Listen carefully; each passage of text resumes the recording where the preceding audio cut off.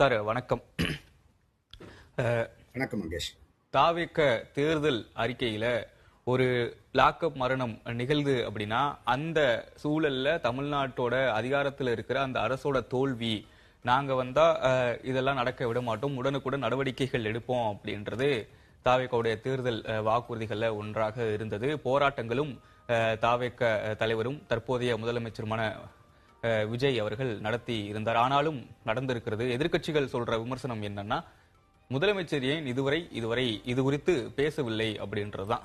நீங்க இதை எப்படி பாக்குறீங்க? உங்களுடைய பதில் என்ன? உண்மையாலுமே இந்த ஜுடிஷியல் கஸ்டோடியல் டெத் வன்மையா கண்டிக்கக்கூடிய ஒன்று. இறந்த நபர் ஒரு மாற்றுத்திறனாளியும் கூட.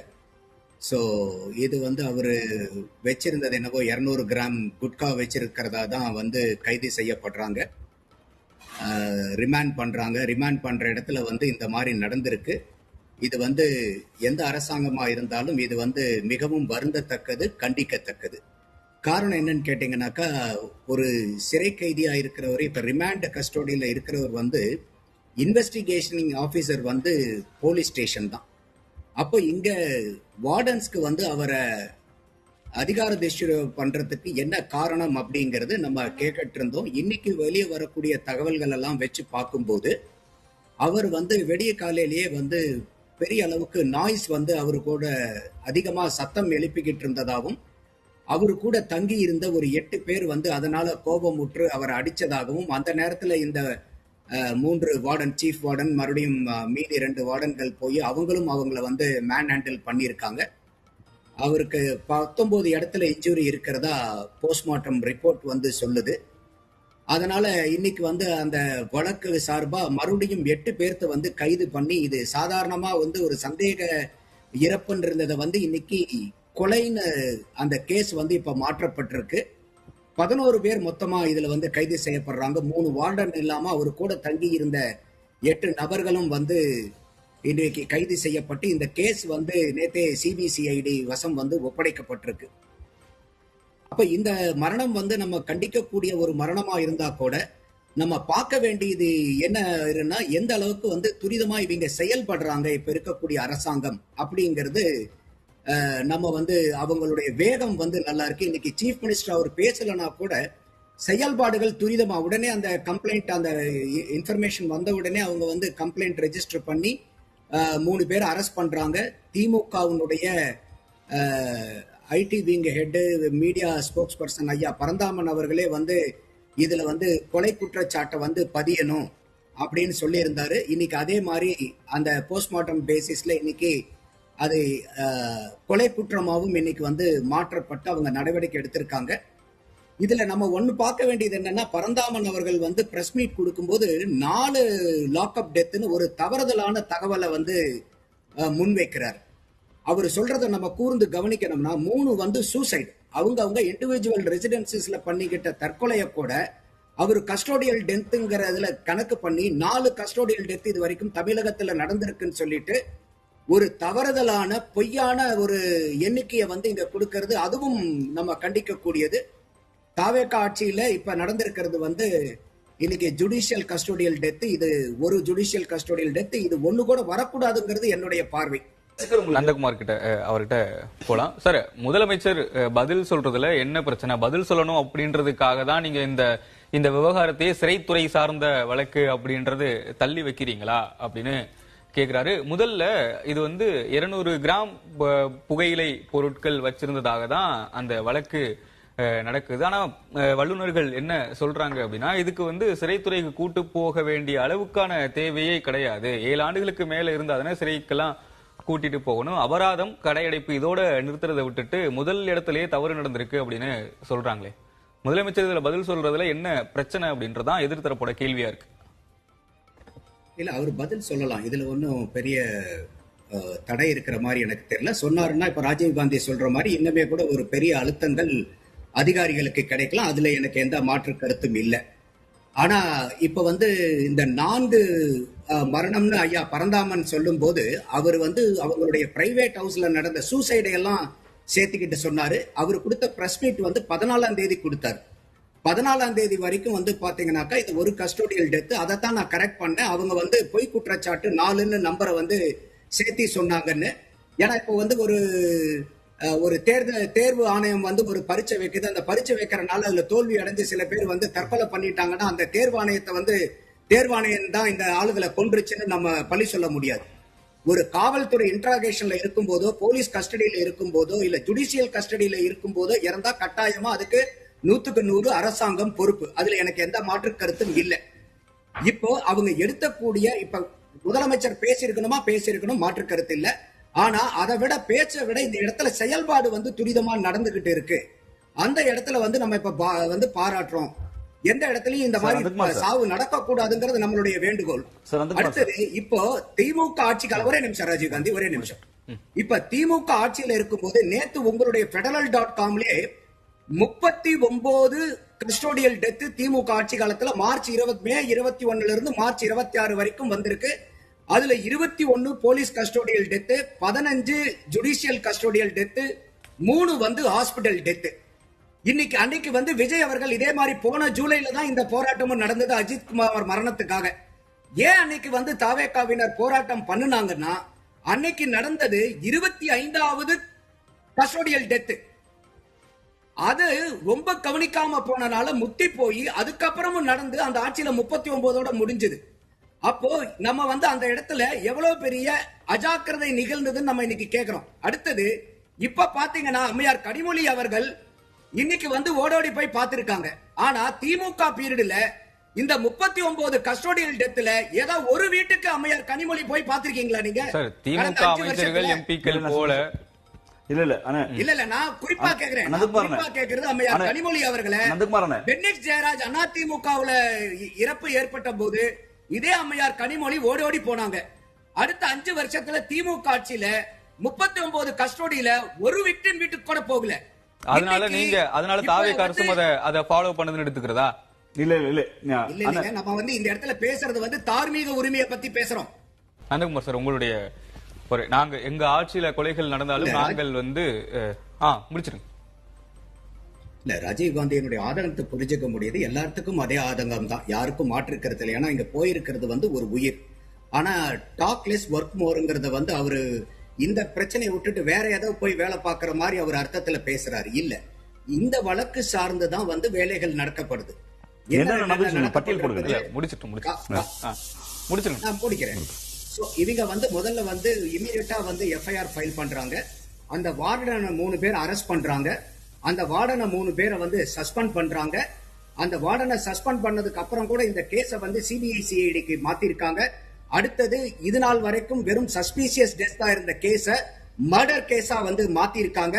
ஜெயில இருந்த சிசிடிவி கேமராவை வந்து கைப்பற்றி, ஏன்னா பல இடத்துல வந்து இந்த மாதிரி பிரச்சனைகள் வரும்போது சிசிடிவி கேமராக்கள் வந்து எப்பயுமே காணா போயிடும் போன ஆட்சி காலத்துல எல்லாம்.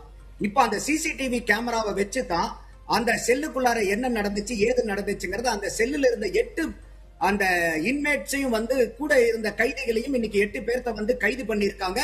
எல்லாத்து மேலையும் வந்து இன்னைக்கு கொலை வழக்கு வந்து பதியப்பட்டிருக்குது. அப்போ இந்த அளவுக்கு இதெல்லாம் தான் செயல்பாடுகள். இப்ப அவர் பேசாம வந்து வேற வேலை செய்யறங்கிறதுக்காக செக்ரட்டரியேட்ல வேலை பாக்குறாங்கிறது இல்ல. இன்னைக்கு காவல்துறையினுடைய மினிஸ்டர் வந்து ஐயா சீஃப் மினிஸ்டர் தான். அப்போ அவர் அந்த இடத்துல எல்லா இடத்தையும் காரியத்தை துரிதப்படுத்துறாங்க. அப்ப ஏற்கனவே ஃபர்ஸ்ட் வந்து அரெஸ்ட் நடக்குது. இங்க இதுக்கு முன்னாடி நடந்த காவல் மரணங்கள்ல இதெல்லாம் நம்ம பார்த்ததே இல்ல. கேஸ் வழக்கு பதிவு பண்றதுக்கே வந்து பாத்தீங்கன்னா பெரிய பிரச்சனை ஆயிரும். இப்ப கூட நம்மளுடைய பார்வை என்னன்னா, இன்னைக்கு கூட அன்புமணி ராமதாஸ் அவர்கள் கூட வந்து இந்த கோரிக்கையை வச்சிருக்காங்க. ஈவன் பரந்தாமன் அவர்கள் கொடுத்த பிரஸ் மீட்ல கூட ஒரு கோரிக்கை என்ன வச்சிருந்தாருன்னா, இத நாங்க வந்து அஜித்குமார் மரணத்தை வந்து சிபிஐக்கு மாத்தின மாதிரி இதையும் சிபிஐக்கு மாத்துங்கன்னு சொல்லியிருக்காங்க. அது வந்து நியாயமான கோரிக்கையும் கூட தான். ஏன்னா இது வந்து இந்த காவல்துறையில அங்க இருக்கக்கூடிய ஜெயில இருக்கக்கூடிய அந்த வார்டன்ஸுக்கு அந்த கைதிகள் அடிக்கிறது எந்த சூழ்நிலையில வந்து அடிக்கிறாங்கிறத இன்னைக்கு தகவல்கள் வந்திருக்கு. ஆனா இதெல்லாம் உண்மையா, இது வெளி இடத்துல வந்து வேற என்ன பிரச்சனை இருக்குது, இது வந்து ஒரு ஹை லெவல் கமிட்டி வந்து இதை என்கொயர் பண்ணாதான் கம்ப்ளீட்டான டீடைல் வரும். அந்த டீடைல் வந்து இந்த ஆட்சியில தாவேகா ஆட்சியை பொறுத்த வரைக்கும் தப்பு செய்யற யாரும் தப்பிக்க கூடாதுங்கிறதுல ரொம்ப கண்ணும் கருத்துமா இருக்காங்க. கட்டாயமா வந்து இந்த வழக்கில் இருந்து எந்த ஒரு தனிநபரோ இல்ல அதிகாரிகளோ யார் இதுல ஈடுபட்டிருந்தாலும் அவங்க இந்த வழக்கில் இருந்து தப்பிக்க முடியாது. அதற்கு உண்டான வேலைகளை துரிதமா அவங்க நம்ம பாக்குறாங்கன்னு தான் பாக்குறோம். அப்ப நம்ம பாக்குறது பூராமே இன்னைக்கு வந்து விஜய் அவர்கள் வந்து இன்னைக்கு ஐயா ஸ்டாலின் அவர்கள் சொன்ன மாதிரியே அந்த சபரி அவங்களுடைய மனைவி கிட்ட சாரிமா அப்படின்னு சொன்னா ஈக்குவலைஸ் ஆயிடுமா, நார்மலைஸ் ஆயிடுமான்னு ஆகாது. அவங்க கேட்கறது இன்னைக்கு செகண்ட் அட்டாப்சி கேக்குறாங்க. ஃபர்ஸ்ட் அட்டாப்சில வந்து எங்களுக்கு கன்வின்சிங்கா இல்லைன்னு. ஆனா இதே வந்து இன்னொரு அமைப்பு, எனக்கு அந்த அமைப்பு பேர் டக்குன்னு ஞாபகம் வரல, இந்த மாதிரி கைதிகளை அடிச்சு கொடூர மரணங்களை வந்து விசாரிக்கக்கூடிய அமைப்புன்னு இருக்காங்க. அந்த அமைப்பை சேர்ந்தவரே வந்து பாத்தீங்கன்னாக்கா அவங்க என்ன பண்ணிருக்காங்கன்னா, இந்த மாதிரி ஒரு 3 ஹாஸ்பிட்டல்ஸ்ல இருந்து துறை சார்ந்த நிபுணர்களை வர வச்சு இந்த மாதிரி துரிதமா அட்டாப்சி பண்ணினதே வந்து பாராட்டுக்குரியது அப்படிங்கிற ஒரு சான்றிதழ் மாதிரி வாய்ப்பு வழியா அவங்களும் சொல்லியிருக்காங்க. இதெல்லாம் இந்த அரசாங்கம் எடுக்கக்கூடிய நடவடிக்கைகளுக்கு உண்டான பாராட்டு. ஆனாலும் இது இன்னும் துரிதமான நடவடிக்கை எடுக்கணும். பெரிய அளவுக்கு வந்து இதுல யாரு ஈடுபட்டிருந்தாலும், எந்த இடத்துல ஈடுபட்டிருந்தாலும், ஏன்னா இன்னொன்னு என்ன சொல்லப்படுதுன்னா, பாதிக்கப்பட்ட மக்கள் மீண்டும் மீண்டும் சொல்றது முதலமைச்சர் பேசுறது எங்களுக்கு பேசினா ஒரு ஆறுதலாக இருக்கும் அப்படின்றது தானே. இல்ல, நான் அதனாலதான் ஆரம்பத்திலேயே நான் சொன்னேன், அங்கேஷ் சீஃப் மினிஸ்டர் பேசலாம், பேசுறதுல ஒண்ணும் தப்பு இல்லைன்னு நான் ஆரம்பத்திலேயே சொன்னேன். அப்ப நீங்க கவனிக்கலன்னு நினைக்கிறேன். எனக்கு அதுல மாற்று கருத்து இல்ல. விஜய் அவர் இதுல வந்து முதலமைச்சர் பேசக்கூடாதுன்னு நான் எந்த இடத்துலயும் சொல்லல. அவர் கவனத்துக்கு போதா இல்லன்னு தெரியும் மக்களுக்கு. அவருடைய கவனத்துக்கு போதா இல்ல, முதலமைச்சர் கவனிக்கிறாரா இல்ல, எங்காவது தெரியணும்ல. அவரு கவனத்துக்கு போகாம இந்த அளவுக்கு வந்து நான் இப்ப பட்டியலிட்ட ராஜீவ்காந்தி கூட கேட்டாரு, நான் வந்து எல்லாத்தையுமே சொன்னேன். இதெல்லாம் முதலமைச்சருடைய கவனத்துக்கு போகாம இந்த அளவுக்கு எடுக்காது. இல்ல இல்ல இல்ல, அப்ப முதலமைச்சருக்கு தெரியாம இதெல்லாம் நடக்கல.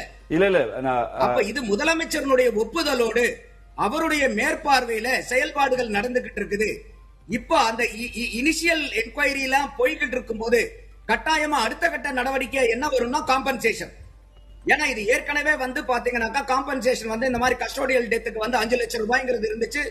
திமுக ஆட்சி காலத்துல தான் நேஷனல் ஹியூமன் ரைட்ஸ் கமிஷன் வந்து அதை வந்து எல்லா மாநிலங்களும் ரிவைஸ் பண்ணணுங்கும் போது தமிழகத்திலையும் அந்த 5 லட்சத்தை 7.5 லட்சத்தை உயர்த்தி கொடுத்தோம். போன தடவை அஜித்குமார் மரணத்துல கூட நீதிமன்றம் தலையிட்டு இதுல பெரிய அளவுக்கு முறைகேடுகள் நடந்திருக்குதுன்னு சொல்லி 25 லட்சம் ரூபாய் வந்து காம்பன்சேஷன் நீதிமன்றத்து மூலியமா கொடுக்க வச்சாங்க. அப்ப இவங்க வந்து இப்ப அரசாங்கம் ஒர்க் பண்ணிட்டு இருக்கிறதும் பொருளாதார ரீதியான காம்பன்சேஷன் ஒண்ணு. அடுத்தது அந்த குடும்பத்தில் இருக்கக்கூடிய எலிஜிபிளான, இப்ப அவங்களுடைய வைஃபுக்கு கூட ஒரு அரசாங்க வேலை கொடுக்கலாம். அடுத்தது அந்த நபர்களுக்கு வந்து ஒரு அரசாங்க ரீதியா ஒரு வீட்டுமனை பட்டாவோ இல்ல வீடோ ஒதுக்கீடு பண்ணலாம். ஏன்னா ராஜீவ்காந்தி ஏற்கனவே சொன்ன மாதிரி எந்த உயிரை எடுக்கிறதுக்கும் எந்த அதிகாரிகளுக்கும் உரிமை கிடையாது. ஏன்னா நம்மளுடைய சட்டத்துல என்னுடைய உயிரை மாற்றிக்கிறதுக்கு, நான் சூசைட் பண்றதுக்கே எனக்கு உரிமை இல்லை. என் உயிரை நானும் எடுத்துக்க முடியாது. அப்படி இருக்கும் போது என்னுடைய உயிரை இன்னொருத்தர் எடுக்கிறாங்க போது இது அரசாங்கம் இதை பொறுப்பு எடுத்துக்கணும். அதுல மாற்று கருத்து இல்ல. ஏற்கனவே கோர்ட்டுகள் என்ன சொல்லியிருக்குன்னா, இந்த மாதிரி அதிகாரிகளுடைய அஜாக்கிரதையினால ஏற்படக்கூடிய மரணங்களுக்கு அரசாங்கம் வந்து நஷ்டஈடு கொடுக்க வரும்போது அதுல சம்பந்தப்பட்ட அதிகாரிகள் கிட்ட இருந்து அந்த ரெக்கவரி பண்ணணுங்கிற தீர்ப்பையும் பல இடத்துல வந்து நீதிபதிகள் கொடுத்ததை நம்மளால பார்க்க முடியுது. அப்போ இந்த மாதிரி தண்டனைகள், அதே மாதிரி இந்த பென்னிக்சன் ஜெயராஜுக்கு கோர்ட்ல அத்தனை பேர்த்துக்கும் வந்து பாத்தீங்கன்னா மரண தண்டனை கொடுக்கப்பட்டது. அந்த அளவுக்கு வந்து இன்னைக்கு கோர்ட்டும் அதை கடினமா பாக்குறாங்க. அது செஷன் கோர்ட்னாலும் இது ஹைகோர்ட்டினுடைய கன்ஃபர்மேஷனுக்காக அது பெண்டிங் இருக்கு.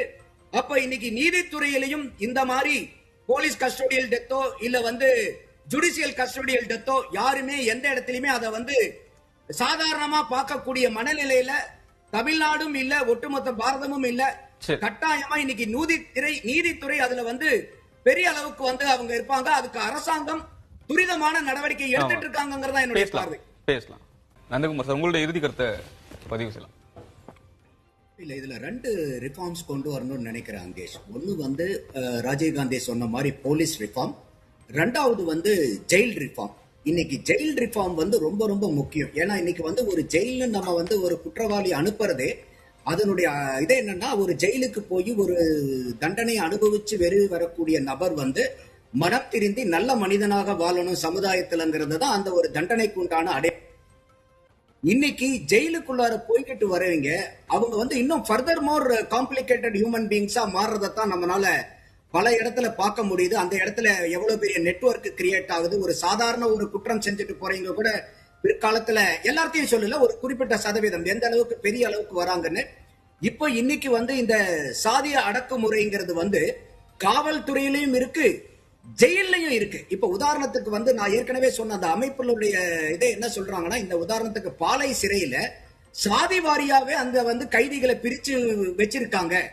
ஒவ்வொருத்தரும் ஒவ்வொரு இடத்துல அவங்க வந்து கைதிகளை வந்து சாதி பார்த்து தான் வந்து அடைக்கிறாங்கிற அளவுக்கு வந்து அந்த சாதி வந்து ஜெயிலையும் புறையோடி போய் கிடக்கிறத நம்மளால பார்க்க முடியுது. அப்போ இந்த காவல்துறையினர் வந்து ஏகப்பட்ட மன அழுத்தத்துக்கு வந்து ஆளாகக்கூடிய நபர்கள். அது வந்து அவர்களுடைய அதிகாரிகள்னாலேயோ இல்ல அரசியல்வாதிகள்னாலேயோ இல்ல நேர்மையா இருக்கக்கூடிய காவல்துறை வந்து எப்பெல்லாம் நடவடிக்கை எடுக்கணும்னு நினைக்கிறாங்களோ அப்ப அவங்களுடைய நேர்மையே வந்து காலி பண்ணிட்டு அவங்கள குற்றவாளி ஆக்குறதுனாலயோ இந்த மாதிரி எண்ணற்ற ஒரு பெரிய அழுத்தங்களுக்கு வந்து காவல்துறையும் இந்த இடத்துல ஆளாகிறாங்க. ஏன்னா இப்ப ஒருத்தர் வந்து ஏன் நடக்கிறாங்க அந்த மாதிரின்னு சொல்லி நம்ம அவங்களுக்கு பின்னாடி போய் ஒரு ஆராய வேண்டிய சூழ்நிலையும் இருக்கு. காவல்துறை ஒட்டுமொத்தமா இந்த மாதிரி எல்லாத்துக்கிட்டையும் தவறா நினைக்கிறாங்க. நம்ம எல்லா காவல்துறையினர் மேலேயும் நம்ம பெயிண்ட் அடிச்சிட முடியாது. ஏன் இந்த மாதிரி சில காவல்துறையில நடக்கிறாங்க, எதனால அவங்க வந்து இந்த மாதிரி மன அழுத்தத்துக்கு ஆளாகிறாங்கிறத டெஃபினட்டா அதனாலதான் அந்த போலீஸ் ரிஃபார்ம் கொண்டு வரணும். ஜெயில் ரிஃபார்மும் வந்து இது வந்து தாவேக அரசாங்கத்தினுடைய முதல் மரணமா இருந்தா கூட இத முக்கியமான ஒரு நிகழ்வா வந்து இன்னைக்கு இருக்கக்கூடிய தாவே அரசாங்கம் எடுத்து இந்த காவல்துறை மறுசீரமைப்புக்கும் சிறைத்துறை மறுசீரமைப்புக்கும் இதை வந்து ஒரு பெரிய அரிய வாய்ப்பா பயன்படுத்தி இன்னும் இது வந்து அடுத்த கட்ட வேற யாரோ ஒரு அரியா நபர் வந்து ஒரு எந்த இடத்திலையுமே வந்து ஒரு உயிரிழந்திருக்கக்கூடிய நிலைமைக்கு நம்மளுடைய அரசாங்கமோ நம்மளுடைய மாநிலமோ போகாத அளவுக்கு தாவேக அரசாங்கம் இதை சீரிய முறையில இது வந்து முக்கியமானதா எடுத்துக்கிட்டு அவங்களுடைய நடவடிக்கையை நம்ம பாராட்டுறோம். இருந்தாலும் இன்னும் துரிதமான இந்த reforms, police reform as well as jail reform, நான் டெக்னாலஜி இன்கார்பரேட் பண்றதை மட்டும் சொல்லல, ஒரு மனிதாபிமான அடிப்படையில ஒரு காவல்துறை எப்படி நடந்துக்க வேண்டியது இருக்கு, சக மனிதர்களுக்கு எப்படி மரியாதை கொடுக்க வேண்டியது இருக்கு. சிறைத்துறையும் ஒரு கைதிகளை வந்து ஒரு சந்தர்ப்ப சூழ்நிலையினால கைதியாகி வர வேண்டிய எத்தனையோ பேர் இருக்காங்க. அத்தனை பேருமே திமிரெடுத்து குற்றவாளிகளாய் போறது இல்ல. சந்தர்ப்ப சூழ்நிலைகள் அடிப்படையில, சந்தேகத்தின் அடிப்படையில, அவங்களுடைய குற்றமின்மை அவங்களால நிரூபிக்க முடியாத சூழ்நிலையில இந்த மாதிரி பல பேர் இருக்காங்க. அதனாலதான் ஒரு சினிமா பாட்டு வரும் பாருங்க, உள்ள பேன அத்தனை பேரும் குற்றவாளி இல்லைங்க, வெளியே உள்ள அத்தனை பேரும் புத்தன் காந்தி இல்லைங்கன்னு இருக்கும். அந்த மாதிரி மக்களை சீர்தூக்கி பார்த்து காவல்துறையாகட்டும் சிறைத்துறையாகட்டும் அந்த மாதிரி ஒரு தவறான வழியில போகக்கூடிய மனிதர்களை திருத்தி நல்வழிப்படுத்தி அவங்கள நார்மல் ஹியூமன் பீயிங்களுடைய வாழ்க்கையில கொண்டாந்து அந்த ட்ராக்ல விடுற வேலையை தான் சிறைத்துறை, நீதித்துறை, காவல்துறை இந்த 3 துறையும் செய்யணும். அதற்கு உண்டான ரிஃபார்ம்ஸ், ஆக்ஷன்ஸ் வந்து அரசாங்கங்கள் எடுக்கணுங்கிறது என்னுடைய பார்வையா வைக்கிறேன்.